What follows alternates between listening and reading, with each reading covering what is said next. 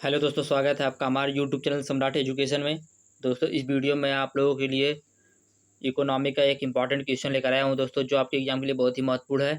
और दोस्तों, लगातार ये एग्जाम में पूछा जाता है और दोस्तों हो सकता है इस साल भी पूछा जा सकता है, इसीलिए मैं इस क्वेश्चन को आप लोगों के लिए लेकर आया हूँ। तो क्वेश्चन है दोस्तों, उत्पत्ति ह्रास नियम की व्याख्या कीजिए या ह्रासमान प्रतिफल के नियम की व्याख्या कीजिए।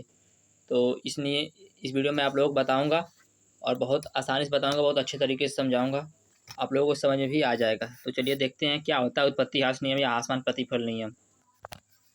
समझिएगा दोस्तों, यदि किसी भी एक साधन जैसे भूमि, श्रम या संगठन आदि की मात्रा को स्थिर रखकर अन्य साधनों की मात्रा को बढ़ाया जाता है, अथवा दोस्तों यहाँ पर मतलब या अन्य साधनों की मात्रा को स्थिर रखकर एक साधन की मात्रा को बढ़ाया जाता है, तो वहाँ उत्पत्ति ह्रास नियम लागू होता है।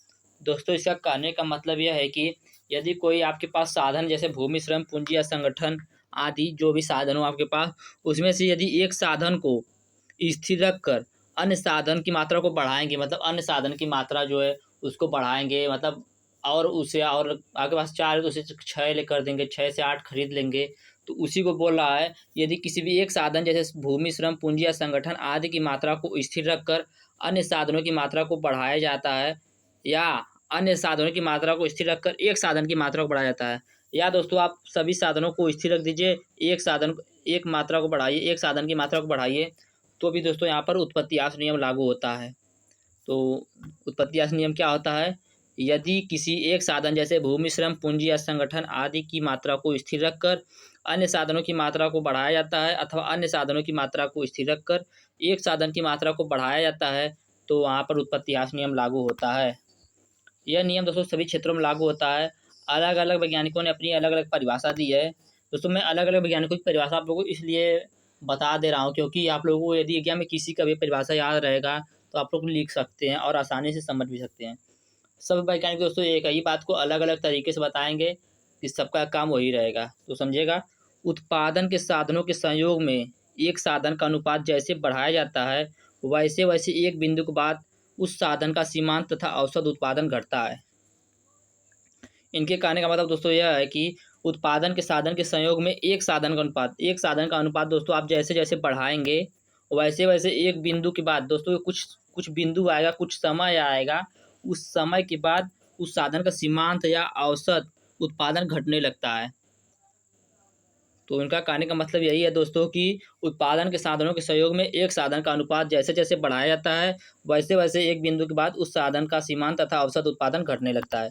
इसके बाद दोस्तों आए अगले वैज्ञानिक श्रीमती जॉन रॉबिन्स। दोस्तों, यह भी एक अर्थशास्त्री हैं। इन्होंने क्या बताया है?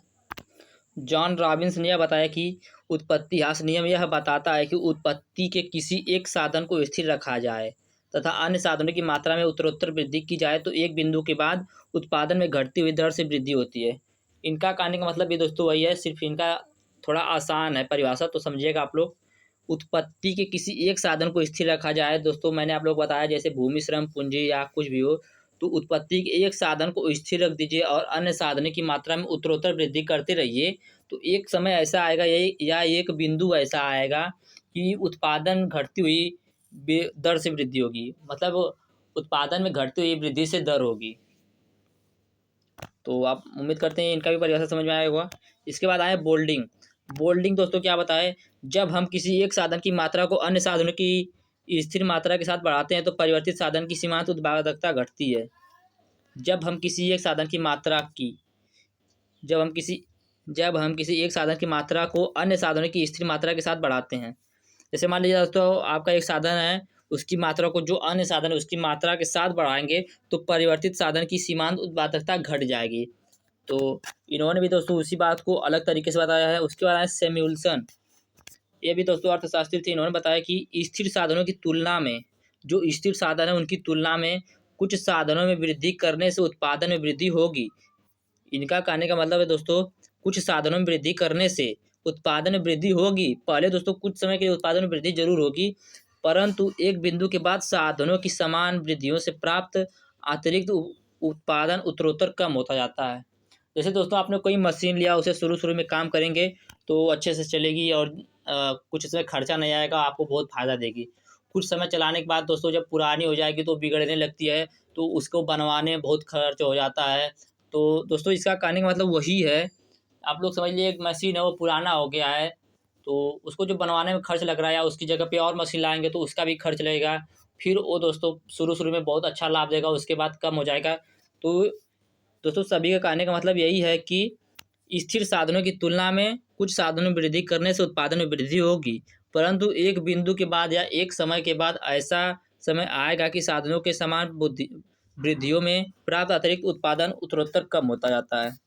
तो उम्मीद करते हैं समझ में आया होगा। अब इसकी प्रमुख मान्यताएं देख लेते हैं। उत्पादन के साधनों को इच्छित अनुपात में मिलाना संभव है। जैसे जैसे उत्पादन हो गया उसके साधन को अपनी इच्छा के अनुपात में मिला सकते हैं। आपकी जो इच्छा हो उतना उस साधन को आप उसमें मिला सकते हैं। तो यही पहला है नियम की प्रमुख मान्यता उत्पत्ति ह्रास नियम के। उसके बाद दोनों दोस्तों अगला है उत्पादन के कुछ साधन परिवर्तनशील तथा कुछ साधन स्थिर होते हैं। दोस्तों जो उत्पादन होता है उसके कुछ साधन परिवर्तनशील या कुछ साधन जो है वो स्थिर होते हैं।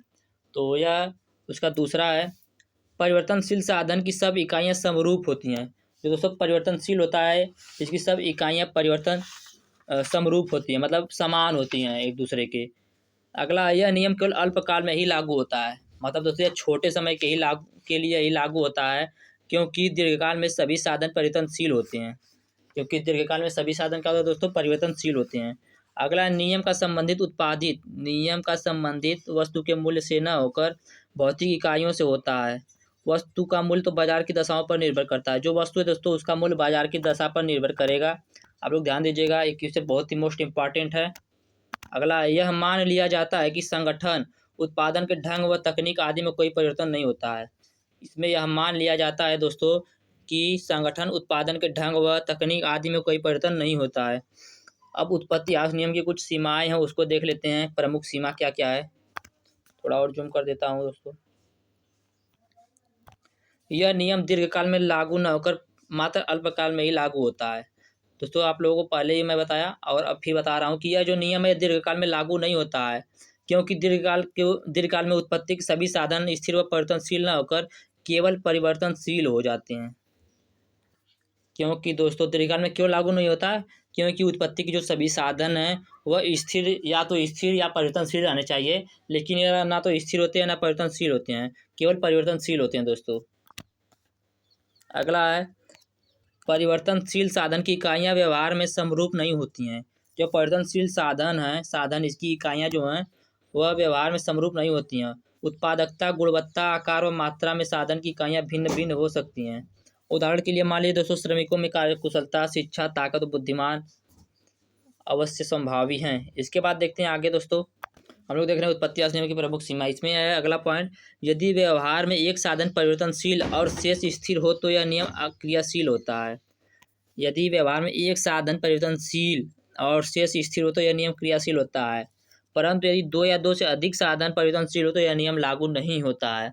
जैसा कि दोस्तों मैंने पहले ही परिभाषा में बता दिया कि जो एक साधन है उसकी मात्रा को स्थिर रखकर अन्य साधन की मात्रा को बढ़ाया जाता है। तो दोस्तों यहाँ पर वही कहा गया है कि यदि व्यवहार में एक साधन परिवर्तनशील और शेष स्थिर है तो क्रियाशील होगा, परंतु यदि दो या दो से अधिक साधन परिवर्तनशील हैं तो यह नियम लागू नहीं होता है। तो यह पॉइंट भी आप लोग समझ गए होंगे। अगला पॉइंट पे चलते हैं।